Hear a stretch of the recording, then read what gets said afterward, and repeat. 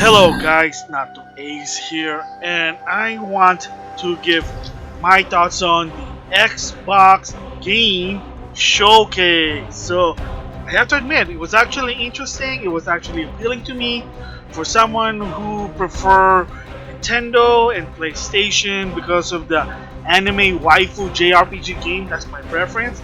I like to play Japanese games. It's fun for me, that's really it.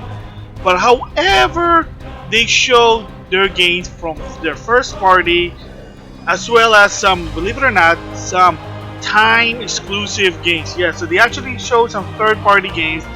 Yes, again, the word exclusive may not be joyful for you if you're a PlayStation or Switch, but if you're an Xbox One, yeah, you're probably gonna like it.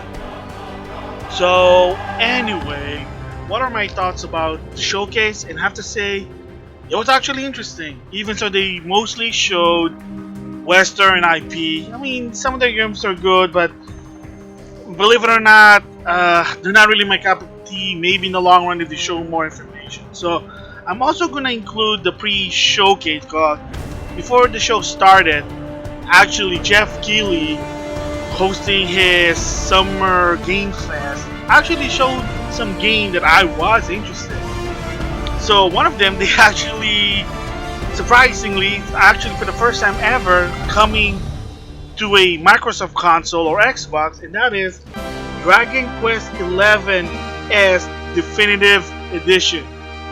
Yeah, so first of all, you'll see finally a Dragon Quest game finally going to the Xbox. So someone who only has an Xbox, they don't have a high-end PC or a Switch or a PlayStation 4, finally they get to experience what is Dragon Quest.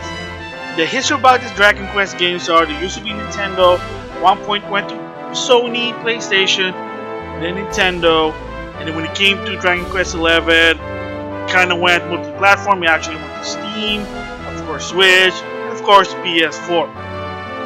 So finally, the Switch features is going to be on the Xbox. The question is it also going to go to Steam and PlayStation 4? Yes and no.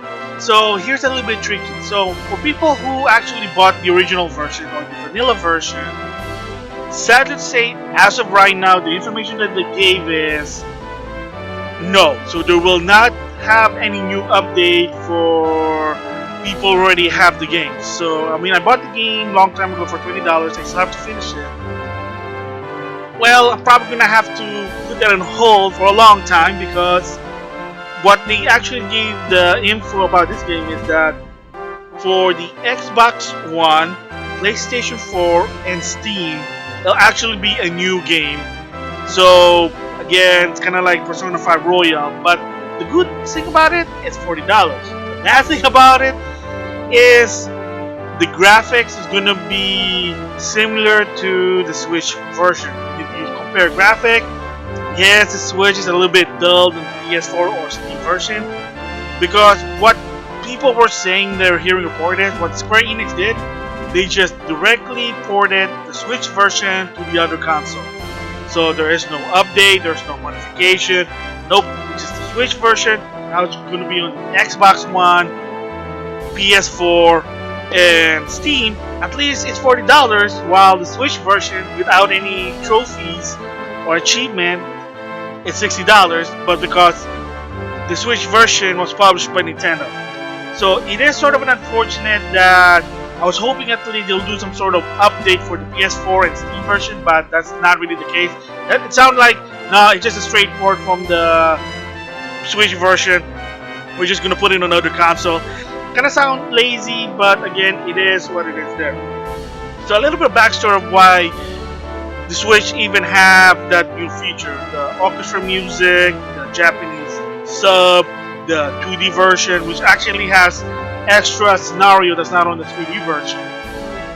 Is the story behind it was there was a rumor that they weren't even gonna put Dragon Quest XI on the Switch, but Nintendo trying to convince them really hard to Square Enix to port it to the Switch, and some of the deal that they were talking was we'll pay for the localization, we'll pay for the development, we'll even pay for the porting, even with the new feature. That's why Switch version was published by Nintendo because they basically said, if you want this game to be on Switch, you guys have to deal with it. And Nintendo said, very well, fine. And I guess a year later they said, hey, you know what? People really wanted this new feature.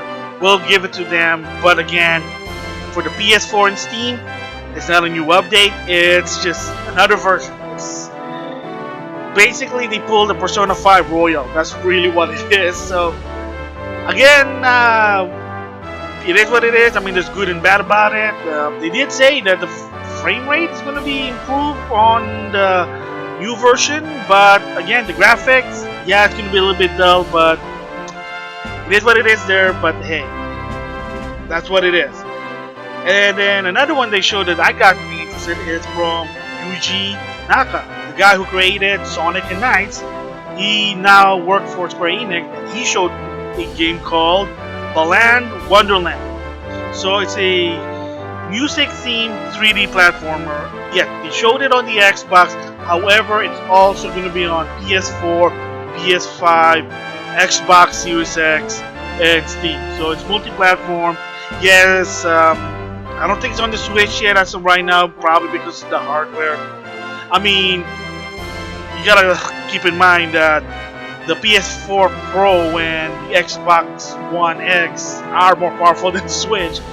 Sorry, and then of course, when it comes to the PS5 and the Series X, the performance versus the Switch, yeah, it's gonna be a different story there. But anyway, yeah, so looks interesting. It's a Japanese game from Square Enix, and you gotta notice Japanese game on a Microsoft platform. It's kind of difficult during the Xbox One storyline is that there were hardly any Japanese games. They were in the 360, but the backstory of what happened there was PS3 was just hard to develop to a point. Microsoft took it an advantage and said, hey, it's easy to develop in our console, and people were preferred to develop the game there because the PS3 was very hard to develop. A lot of people complained about that. But with the PS4, they learned their lesson and made it easy versus the Xbox One. Whatever. So that was the pre-show there that I was interested in. So now I'm going to give my thoughts on the main show, the thing that got me interested. And I'm probably going to do some honorable mention really quick because to some extent I don't care about a lot of this. First of all, when they start the showcase, they show Halo Infinite finally, the Xbox One and Series X. It's also going to be on PC, so Windows 10 or Steam. Is it going to be the PS4? It's a first-party game. Come on. So they showed it in 60 frame, which is good. And yeah, for Halo fans, I mean, it looks promising. Don't really care about it, so that's all I can say about Halo. Other honorable mention before I give my next thoughts are Forza Motorsports. Now there's one for the Series X, but of course you gotta keep in mind a lot of this first-party game launch titles. It's also going to be the Xbox One. It's going to be cross-generation. That's their strategy. Why? Who knows? So from Rare, Everwild, some sort of new story game. That's all I can think of. Tell Me Why from Stormy Games. Again, another first-party game. And yes, if you heard the news in 2019 of June, or at E3 2019, Microsoft were basically hard on buying a lot of developers. It kind of makes sense. Hey, we'll offer you a lot of money, but in exchange, you gotta make games exclusive to the Xbox. I mean, it is what it is. They got some good ones. Jatiri, Obsidian, Double Fine, and there's some other ones there. But again, yeah. So, speaking of Obsidian, we showed 2 games, Grounded and Avoid. Again, whatever. And then, from Interior Night, I guess it's one of their latest acquisitions. They showed a new game called A Dusk Fall. Again, whatever. Ninja Theory, people who did DMC Reboot and what's that game? Heavenly Sword, which is actually from what I heard was good. Setsuna Hellblade 2, exclusive to Xbox and PC. First one was also in the PS4, but that was before they got bought out, so they Double Fine. This one's kind of interesting for me because they did some good games, and their history in the past were they did Kickstarter, they team up with EA, it's a partnership program, and A lot of times the problem is there was a lot of challenges. So thanks to Phil Spencer for buying them, now they have a solid profit. And with that, they're actually gonna finally do Psychonaut 2 for Xbox Series X. And again, exclusive. I don't think it's gonna be the PS4. It could be on PC, but they did say this is gonna be guaranteed gonna be in the Series X. And all the games that I mentioned are going to be in Game Pass also. But props to Phil Spencer. And they didn't even have the music soundtrack starring Jack Black and his rock group, the Tenacious D, I think what they call it. But hey, I wouldn't be surprised if Jack Black was in Psychonaut 2. But I played the first one. It was actually interesting. It's a 3D platformer. It's all about psychic kids. So this one, the theme is more of building a concert, a rock and roll concert. But again, looks good, 60 frame. Destiny 2 Beyond Light from Bungie. Moving on. Is now during the middle part of the showcase, we actually announced some time exclusive third-party game for the X series. So this one, yeah, it is time exclusive. So again, if you're not gonna buy a Series X or you don't have a high-end PC, it'll probably eventually come. And when, who knows, it could be a year. Hopefully that's it, a year. So yeah, so again, third-party exclusive game, it's a gray area because it really depends on which console you prefer. So if a lot of this exclusive works, say to PS4, and the majority of people will say, well, who cares? I mean, just buy PS4. So people who only have an Xbox and don't want PS4, but you have to buy the console, and then vice versa. Now people only have Xbox One. People only prefer PS4 and only have PS4, then they're out of luck. So there you go. I mean, not everyone can afford multiple consoles, but again, it is what it is. That's what exclusives are. Yeah, I agree with first-party exclusive. Third-party exclusive should only be to content, not games. But again, it is what it is. It's a business. If the third-party company said, "Hey, we need money," and they're willing to pay us, hey, go for it. So I'm just gonna mention the one that I am interested. So one of them that I got interested is Tetris Effect Connected. So it's an enhanced version of Tetris Effect, which was, believe it or not, in the beginning was published by Sony, developed again by Enhanced. So that's the kind of reason why it was a Sony exclusive, and then it went to PC, I think the Epic Game Store exclusively for now. And then now, I guess Microsoft probably paid for the enhanced version with the Connect feature, which is supposed to be an improved version with a lot of modes. So as of right now, in holiday 2020, it is going to be exclusive for the Series X. And they mentioned that in summer of 2021, the PS4 version in Steam or PC, Epic Game Store, they're gonna have it via free update. What I feel about that one? Again, I really don't like third-party exclusive unless it's in PlayStation 4. You know, I kind of sound like a bias there because Neptunia Virtual Stars, PS4 exclusive. Let and Request, PS4 exclusive. Well, there were a lot of like Neptunia game was that sort of exclusive to the PS4 and Steam, but not on the Switch or Xbox or whatever there. But again, kind of bias on my part there, because I prefer all my third-party game on PlayStation rather than Xbox, but that's just personally. So I'm a bit disappointed about that one, but I can understand. So another one, and this one is definitely going to be a Xbox exclusive for a long time from SEGA. That is Phantasy Star 2 expansion, the new Genesis, coming 2021. So it is something new.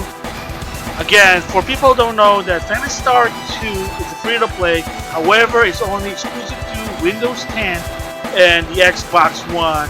And yes, like I said, I had a feeling it's going to confirm the Series X. So it is free-to-play. But the question is, do you still need gold on the Series X? Or, heck, I know for now, the Xbox One, you need to have gold. But Windows is definitely free. So I would recommend if you have a high-end PC, go for it. It is actually a fun game, but there have been a lot of rumor about gold, like they're gonna remove it, making the online free. I mean, I know it's weird for Microsoft, and like they're gonna have this one and also ultimate subscription, but it's gonna be a different story. Again, rumor that's what I heard from other people in the internet. That'd be nice if it's true, but whatever. So, of course, people know, oh, why is this only a Microsoft exclusive? Because they funded the localization. So SEGA didn't want to do it. Time and time again, a lot of the fans, they were basically practically begging. They said, please, can you have this for other console? Can you bring this outside of Japan? And Sega said, unfortunately, we don't have the fund and the localization. We can't do it ourselves unless someone else is willing to do it. And as of right now, Sony didn't want to do it. Nintendo didn't want to do it. So who else left that's willing to do it? Microsoft, it feels Spencer, because, and the reason why he did that is he's trying to build the catalog of the Microsoft. Because believe it or not, during the Xbox and the 360, they have Japanese games. A lot of Japanese developers actually were willing to make games for the 360 because, like I said before, PS3 was hard to develop. A lot of people had some difficulty complaining. Yeah, and that's why some people even hope that the 360 overtake the PS3. But of course, spoiler, for strange reason, some weird tide was turned. The PS3 actually won the generation. They went back to hardcore, they listened to the fans, while the 360, for strange reason, they want to focus on the casual, which is okay, weird with the Kinect. That's why Rare did Kinect Sports, and like I said, it's not really that fun as you think it is, but yeah. And then, and that's the reason. So, will it be in the other platform for Phantasy Star 2? It's already been confirmed that it will go to Steam probably 2021. In the case with Switch and PlayStation 4, well, I'm gonna guess 2021 right now. There's probably a 1-year exclusivity deal, but again, whether you like it or not, if you're watching from Microsoft, you wouldn't be playing Phantasy Star 2. And the best part is, you actually put in dub for a free-to-play game. So yeah, I mean, like I said, Sega didn't want to localize the game. Refused, time and time again, saying that it's not going to be viable for them. Well, you can just say Sega screw you, good for Phil Spencer. Because the thing about Phil Spencer also is that he also wants to build, like I said, the catalog to have also Japanese games. Because by the time the Xbox One, it's all about sports, entertainment, grab ass, manly game, bro shooter, that type. And the image is that, yeah, it's a Western console, and not a lot of people bought the Xbox One. I mean, yeah, nobody also bought the original Xbox. The only reason, like I said, the 360 kind of have a sort of a lucked out is because the PS3 screwed to pooch. Whatever. So before they close, they showed one last thing. So I like that, from Playground Games. So I never heard of this company, but I can understand why, because they are developing a new Fable. So I don't know if it's Fable 4 or it's a spin-off or whatever. So Fable is back. I mean, the last Fable 3 was in the 360. I played it. It was okay, but it was really not that, what's the word I'm looking for?